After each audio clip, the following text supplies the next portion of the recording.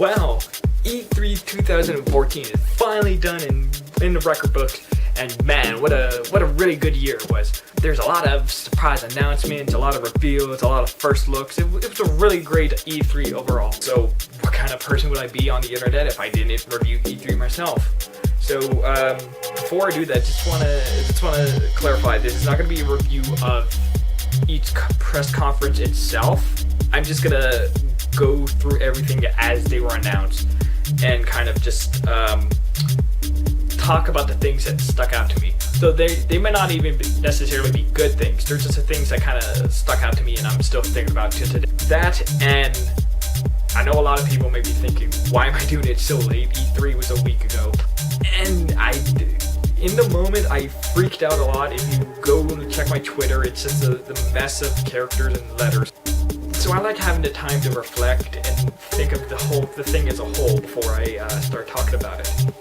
So what better way to start talking about it than, like I said, the way it happened. So first up was Microsoft. Now, Microsoft had a really good, strong show. They said we're going to focus on games, and that's what they did, and they really stuck to it. The first game that really stuck out to me was Sunset Overdrive. Now, we kind of been teased with this game last year. We kind of knew little bits and pieces, but we didn't really know what it was, and oh, hot damn, did they really blew the lid off it with here. It's like a combination between like Ratchet and Clank and Infamous and Crackdown. It's got a lot of parkour and rail slides and beautiful colors and animations. It pops off the screen and it looks really good. It's an amazing game. Following that was Harmonix. Now, they announced Dance Central Spotlight, which, whatever, it's another Dance Central game. The reason I bring it up is I just feel bad for Harmonix, because now that the Kinect is now bundled with every Xbox, they're kind of left out to dry, because they're not only making another Dance Central, they're still working on that Fantasia game. Fantasia. And so, they have two Kinect games, and neither of them are going to sell, and they're going to fail, and it's going to be a whole thing, and I feel bad for them, because Harmonix is a great company, and they don't deserve that, and I don't want to see them turn into Rare, where they just flounder because of the Kinect success. It's really peeved me that Microsoft has kind of just left them to die. But hopefully they can pull through it and they can do their own things. So, this next one, I don't even know how to say, but just watch and I'll explain why.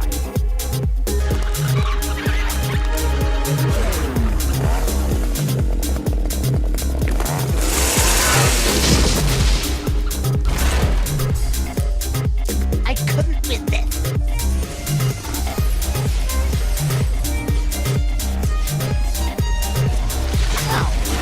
Almost 10 years without a new game. Guess we'll have to make our own. So yeah, there was a lot of controversy over this one, especially with the Conker's fans saying like it was an insult, and Microsoft saying like, "Hey, screw you, we're not going to do another Conker game." And yeah, I gotta. If this was a Master Chief or a Gears of War pack, they wouldn't be having this big of a controversy. But the fact that it's Conker and the fact that they said, "Hey, we're not going to make a new game," was a little low behind the belt. And so I think it's more the way they announced it. If they had done a different trailer, it might have been better. But whew, boy, they really screwed up on that one. Another big one, Master Chief Collection. I'm not a big Halo fan, and they are what they are. But the thing that impresses me is, compared to Halo Anniversary or Championship Edition or whatever, this one seems like a love letter to Halo fans. That's not saying the Championship Edition wasn't, but at its core, it was just an HD remake. But this one, it has the ability for, first off, you can play every map in Halo ever released. All 100 maps or more, I forget. But just all of the maps in every mode. So Halo 1, 2, they're all coming back, and it's amazing. You can play with the double pistols and double weapons. It's amazing. And the fact that you can make a playlist of like different moments from all over the series, so you can do every warthog or every vehicle, or let's say every boss. That's awesome. It's really on the fans, who maybe want to play all the tough part or all the I don't even know, but that's just a really cool feature, and I'm glad they have it. And yeah, so I think it's a really cool. Again, at the end of the day, it's just bundling the games together, but they're doing that extra little bit of polish to show the fans they really care and they really want to make them happy. And yeah, the last game, Phantom Dust. What the hell is Phantom Dust? So they announced Phantom Dust, and it was this game they were hyping. They were saying it's a game that old people, fans of the old Xbox will remember, and that is a series long been dormant, and they were finally bringing it back, and nobody knew what it is. Twitter was baffled. We now know it's a psychic fighter thing. So yeah, I don't hate the game. I'm just kind of confused. I'm sure Microsoft has other, like Jade Empire, or they have other franchises. I know people want it back before Phantom Dust, so that's not to shit on Phantom Dust fans. It's just I don't know who that's for. But yeah, so Microsoft they had a very safe but a very safe but good show. They had stuff like Conquer and Master Chief Collection and the Crackdown announcement at the end. So there wasn't a lot of real stuff that jumped out and was like, whoa, that's on Xbox One. There's a lot of tried and true Call of Duties stuff. So I gotta give them B+. Again, they didn't do anything wrong. It's just they didn't do anything right. They kind of just played it very safe. They didn't take a lot of chances, which included Phantom Dust. But yeah, I think Microsoft did okay. So next up was EA. They're gonna be the quickest. There's only a few things. I don't have a problem with Sim 4, but it was funny the way they were hyping it up, saying it's a game about psychology and how characters relate to each other and how you interact defines your characteristics, and they remember, they have memories, and that defines their behavior. And The Sims, it's just gonna be characters pooping. You're gonna make them drop them in a pool. You're gonna make them have sex. It's just a Sim. Moving on. I can't even put it into words. You have to look at this. It's so beautiful.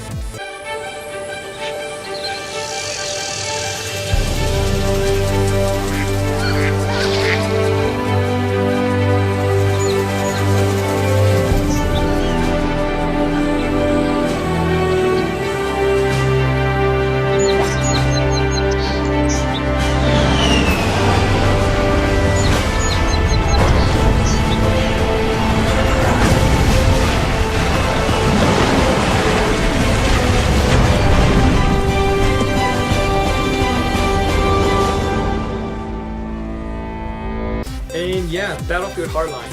Now, originally I was super hyped because I'm like, cops versus robbers, this is gonna be awesome. And in the time since, it's just a shooter with cops and rubber paint skin. The Levolution in the trailer where they use a skyscraper and it smashes through a building, it makes a bridge with a crane. And there's again, the premise of 32 versus 32, so 32 criminals versus 32 cops. It's a little ridiculous.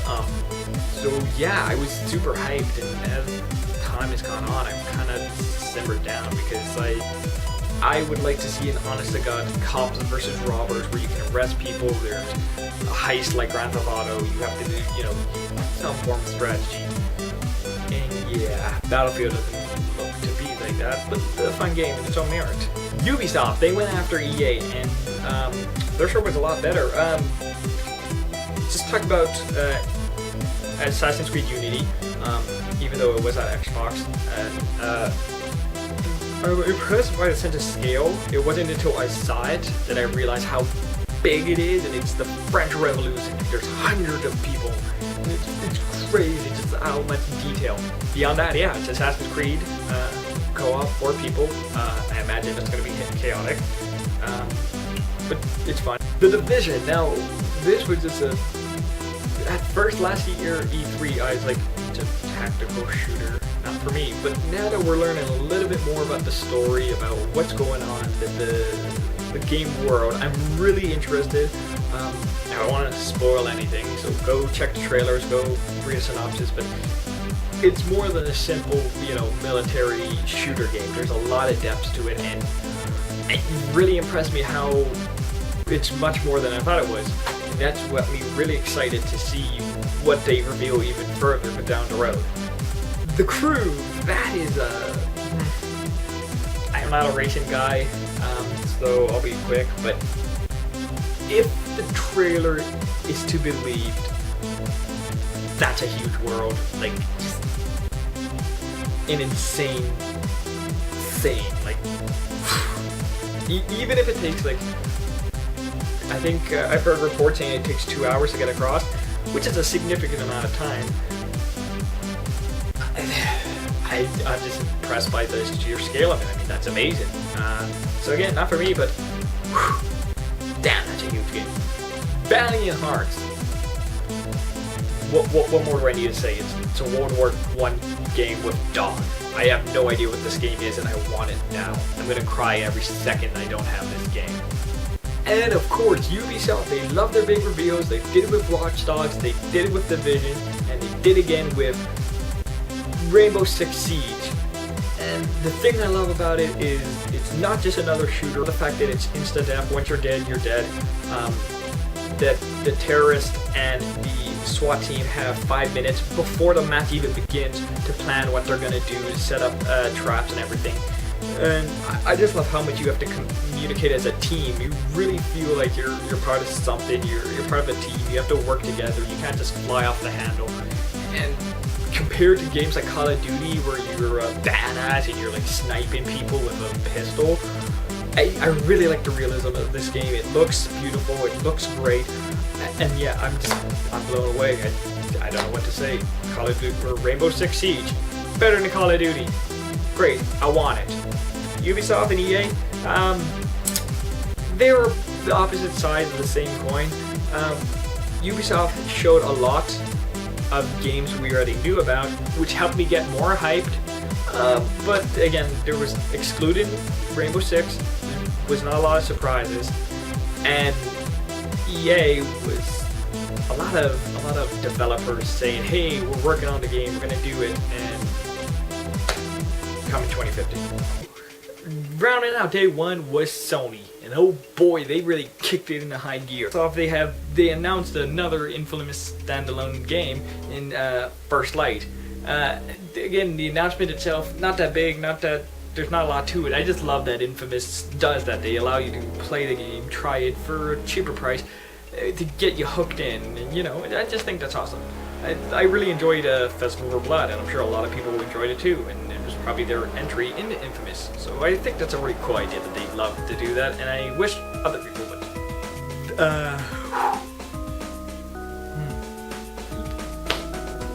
It's Little Big Planet 3.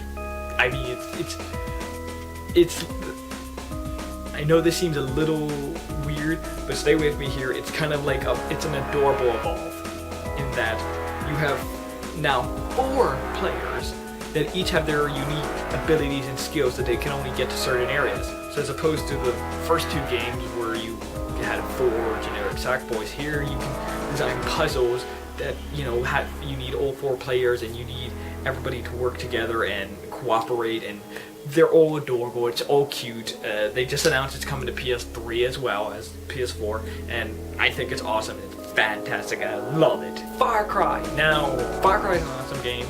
Everyone loving it.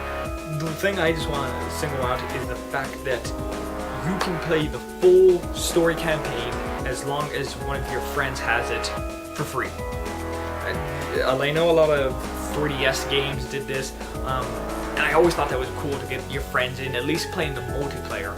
And with this, you get the whole single player for free to try. I know that's gonna sell a lot of copies because people are gonna play it. They're gonna want to play it by themselves, and that's a great idea. I want more people to do that. I think it's awesome. I love it, and yeah, I just, oh god, I'm so excited to play.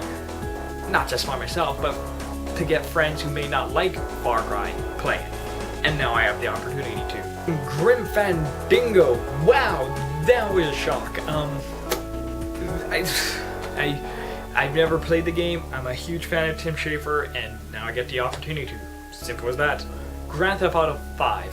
It was rumored gonna be next gen. Yes, no, yes, no.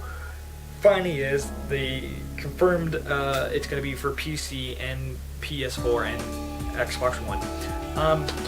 The thing I find awesome is now the internet's still arguing about how this exactly works, but you can transfer your save data from the PS3 to the 4, and I love that. They haven't said if they're going to institute Sony's policy of having a $10 upgrade as opposed to full price. So hopefully it's that. But in either case, the fact you can upgrade it is awesome. Batman. What do I need to say? It's Arkham Knight. It's a last Rocksteady game. It's Batman. It's awesome. This game is huge. I love it. I have a picture somewhere. It looks awesome. What more do I need to say? And the last one, Uncharted 4.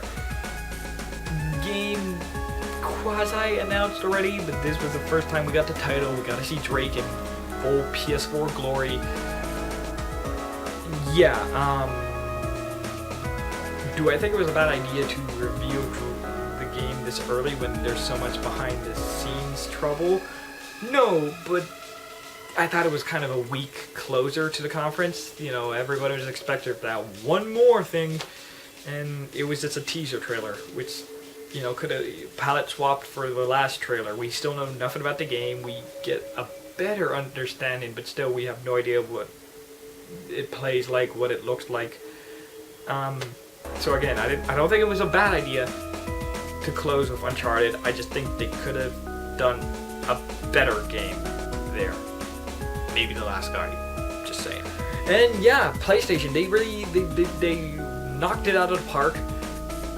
At first, they had a lot of trouble. They started talking about movies and powers for far too long. But they did announce a PlayStation TV for North America, and that's awesome. So Sony's was not as focused, but they still put their best foot forward, and they showed they've got plenty of exclusives and plenty of great platforms to play their games on.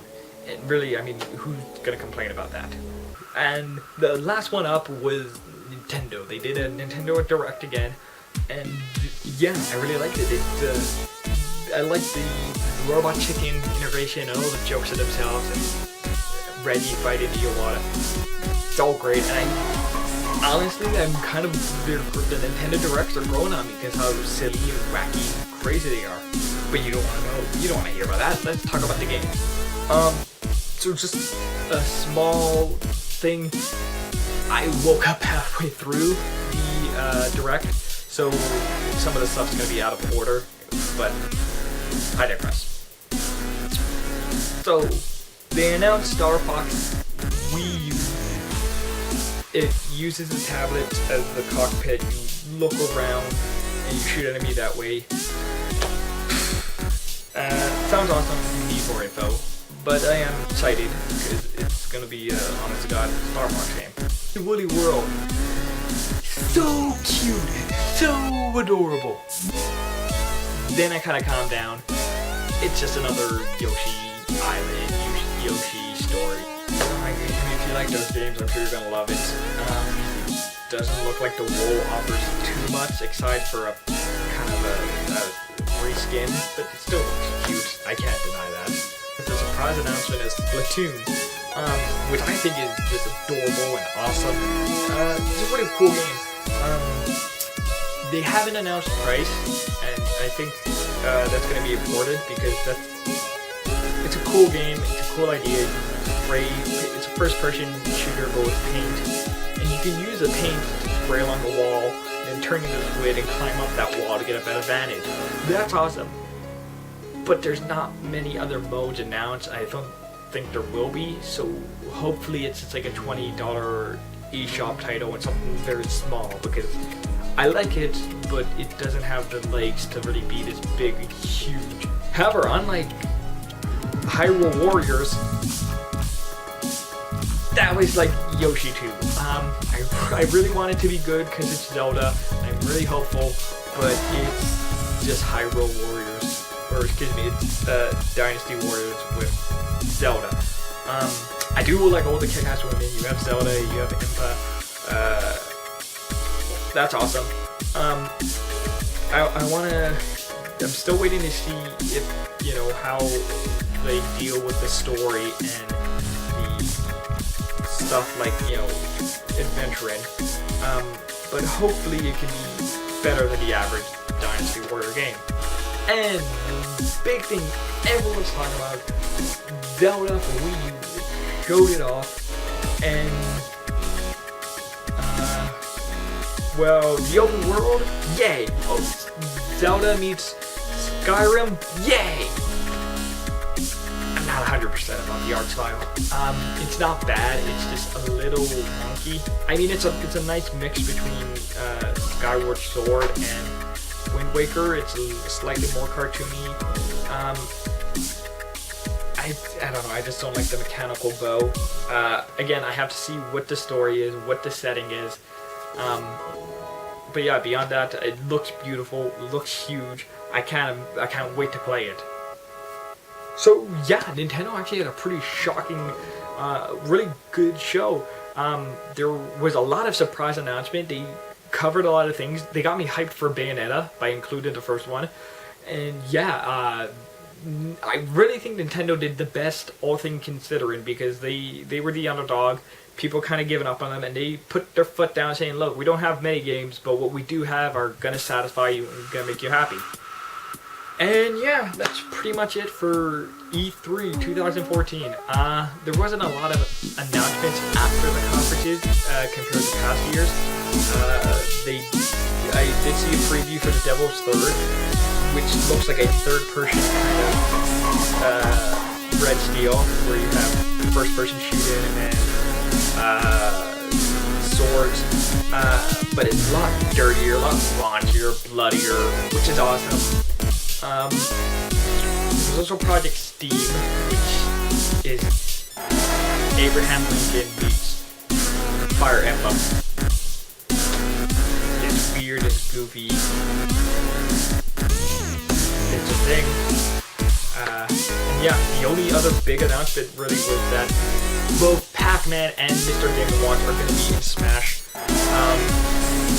I'm excited for both. I like that they have the Pac-Man world, the new Pac-Man. They have the old Pac-Man design.